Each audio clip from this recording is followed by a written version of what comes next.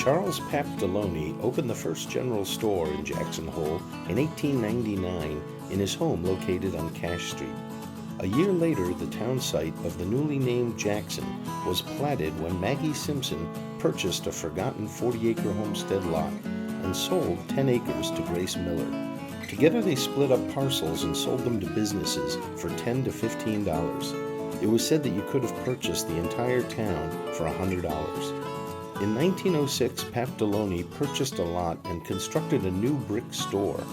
Bricks were a new material for the valley and for a brief period surpassed log construction in town. The schoolhouse, Deloney Home, Jackson Hotel, Mormon Church, and Jackson State Bank were all constructed in brick.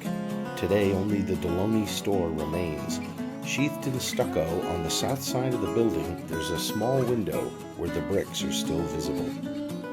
Deloney often left the store open when he left town, and customers would leave notes listing what they owed him. The one item he always locked up in his safe was candy, as it proved too tempting.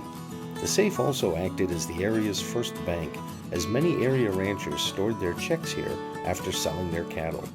Once a year, after the cattle had gone to market and cash was on hand, the residents would settle up on their tabs. Deloney offered a variety of items, everything from wash tubs to lumber, welding materials to clothing, dry goods, and groceries. Regular ads would appear in the paper with announcements for recent arrivals, from apples to shoes. The store was the social hub of town, as neighbors who lived miles apart saw the ads, flocked to town, and caught up on the news. When the Deloney garage was built, a brand new Cushman engine supplied electric power for lighting in the store, garage, Deloney residences, and the streetlight outside the buildings. Most of the valley wouldn't have electricity in homes for another 3 decades. As Jackson grew up and larger grocery stores opened, the Deloney building became a butcher shop, a clothing store, and in 1958, the Jackson Hole History Museum.